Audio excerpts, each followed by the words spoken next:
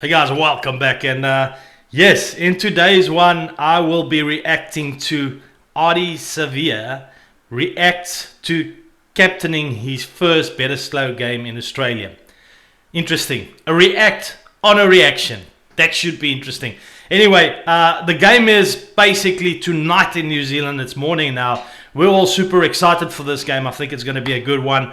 Eddie's talking the big talk as he does. He's saying things like, yeah, the economy is going to go to waste if the All Blacks don't win this game. The economy will drop and the Prime Minister's got to watch out. And you know him, Eddie makes me think a lot of a UFC fighter talking up a fight. He knows how to get seats, bums in the seats, and he knows how to kind of hype a game, which I get. That's the type of guy he is. It's been interesting, all the smack he's been talking, and you kind of love it in a way because that makes it more exciting, and I think that's all he's trying to do. He's your typical showman and actually, very clever with the way he goes about things.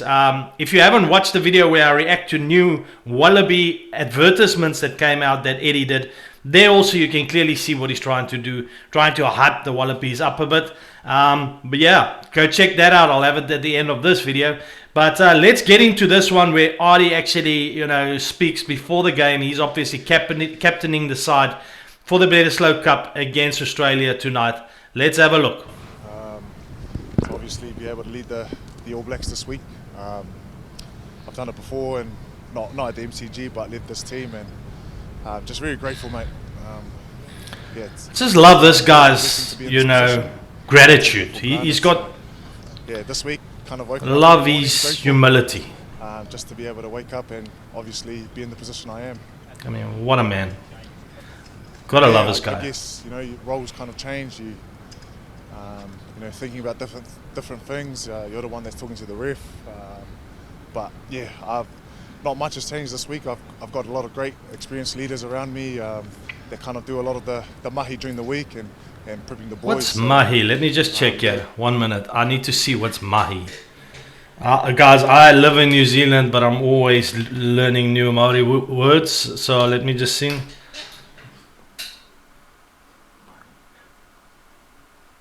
No, I don't know what mahi means. Maybe I'm spelling it wrong. Guys, let me know what's mahi. I think he's saying mahi.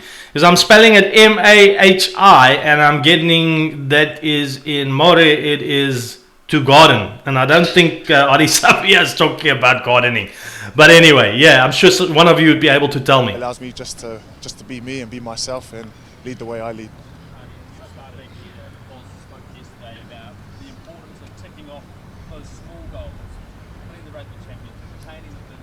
How important is it to have those goals to achieve without thinking too big a picture in such an important game? Yeah, I guess it's always important to look at the bigger picture, Ollie, in terms of what we want to achieve, long term.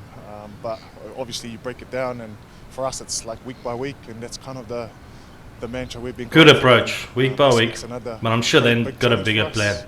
Especially in Melbourne. Players take it week by week. Against an Aussie team that's hurting, so yeah, it's going to be an interesting one, but yeah, it's going to be good. Got Hooper on the signs, but he won't be playing today, injured. Yeah, I mean, I think you put it down to the work that we've done before we started playing the matches, and the mahi everyone's that's put into this team. Mahi again, there's a lot more work that we can be better at. I guess mahi means hard work. Kind of let teams back in, so we really want to play the game right for the whole 80 minutes. By the way, they were asking there the change of the All Blacks from last year to this year, and there's been a lot of change in this team. The All Blacks we saw last year compared to this year, the big changes. For me personally, I think when it comes to the forwards, just to clean out, like I've mentioned before at the Rucks, they were always pretty decent at set piece. But one thing was the All Blacks used to be phenomenal to clean out ball, to get front foot ball, to run the ball. And as soon as they don't get that, it's almost like the back line also struggles a bit on the back foot. So it's just been good this year, man, so far what we've seen. So if that continues tonight, it could be interesting.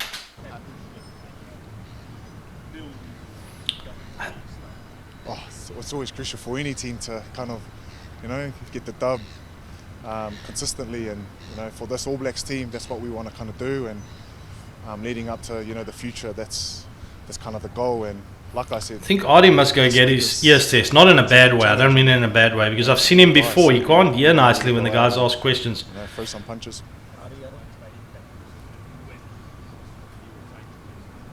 Yeah, the Bleds mean so much to not only the All Blacks, but the whole of New Zealand. So a lot on the line. According to Eddie Jones, the economy will fall if the All Blacks lose. So. Allows us to, we use that fuel and that energy. And the Melbourne Cricket Stadium is huge. So it's going to be big. What's your assessment of how the team's evolved since then? Yeah, I think we just got good consistency in our team. Got great leaders. We learned a lot about ourselves last year. Took a lot of lessons, and we're trying to rectify that through the off season and even during week. And I gotta say that the All Blacks have learned their lessons. They have improved. You've seen the difference in the last few games this year. Yeah.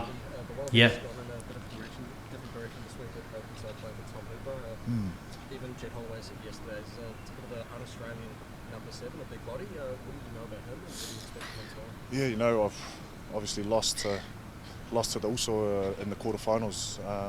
Playing for the Canes, and they got a great loose trio with Rob and whatnot, and the way they play, I guess they want to be physical straight up, and they got a great young exciting team. So that's We'll see. They got a loose trio, but Ardie's being conservative because the All Blacks also got a good trio. It'll be good, mate. It'll be very good. Do you buy into when Eddie's playing those mind games? Does that put the pressure on, or does that? I try to stay away from, for due respect, the media and not just read stuff like that. So, not into that. Yeah. And I was expecting that kind of response, usually from the All Blacks. Maybe a Colesy or a Sam Cane might have said something different. Probably Coles would have, but Savea won't talk out on media, and he would probably not care about media. That's the thing. That's an Eddie Jones thing, and that's really, I think, more maybe a Wallabies type thing, where the All Blacks generally, you won't hear them, talk too much out before a game. They kind of more focus on our actions will prove you wrong, and again, Ardie's such a good example of that. Away from the Wallabies under Eddie Jones, you sort of have to prepare for a little bit of the unexpected in a way. As drivers, as leaders, we have that in the back of our mind, and we know, they're going to come out firing, and we know that they can throw something that we haven't seen before. I think the great challenge for us is having to adapt fast in the game, and that's something that we're kind of in the chirps in the background, but we're kind of more focused on ourselves and handling our stuff. Ardie, there's a photo going around of you with a 16-year-old Carter Gordon. Yeah, I seen that. I tried to push the link, but it wouldn't allow me to go on it. But I seen the photo. Is that 216? 217? Yeah. Shucks. What do you expect from him? He's obviously a player you played against here at Super Rugby this year. He put on a bit of a clinic for us in that second half. Yeah. He can play. Yeah, man, he can. And he showed that during Super Rugby. I tried to scrap him against the Canes in Melbourne, and probably ended up second best. But How humble is this guy? What I like about him, he doesn't take a step back. He's young, but he's not scared and afraid of the challenge. So that's something for us to keep an eye on, and we know that he's just going to attack the line and play his game. So that's something that hopefully we can nullify and do well for us. Ardie's such a humble guy. I mean, we just look at what the last game against the Springboks, what he did to Eben Etzebeth, throwing him around. He just kind of lost it at one point and literally picked Eben up. And not a lot of people picks up Eben's Etzebeth, Excuse me. Not a lot of people pick up Eben Etzebeth. So, I mean, this guy is such a humble soul. I've got huge respect for Ardie Savea. He leaves it all on the field, and so humble, when it comes to these interviews. And Roy Gard's a player well from the Hurricanes. How excited are you for him, and what messages you had for him this week? Yeah, good old Cam. So happy for him, man. Like, he's been a dude that's kind Teammates. of in the background. at the Canes, and he's like, you see what you see on the field is the labour that he does, you know, away from the field, and I've seen that, you know, for the last couple of years with the Canes, and you know, he's just been given the opportunity. It's good for a guy like that. Suddenly, you know, he says in the background on the Canes, and suddenly playing for the All Blacks. This week he gets that, hopefully, the opportunity to It's amazing. jersey. So, man, it's special when you see someone, you know, like you kind of been there when they first came in to be where he is at now, and he's a talented man of few words, but that's something that's a quality of his because he does it through his actions. So now excited for him and his family. Hopefully he gets to don the jersey. Can you just talk about being captain on this occasion at such a big stadium at the MCG? What does it mean? Yeah, you know, a lot of boys, you know, been talking about the MCG, and I guess for me personally, it's regardless what stadium, right? Like MCG special, 80,000. I think just to be able to lead the All Blacks is it's pretty special for Yeah, me man, and for sure. for the team and For my sure. family and my friends. So, and makes it even more special at a sellout tomorrow night. So Sure. Sellout at that stadium's going to be insane, man. But it's something that I'll, you know, look to do and cherish for the rest of my life. Can you expand on that a little bit more? We're doing a very local story on the MCG in Victoria.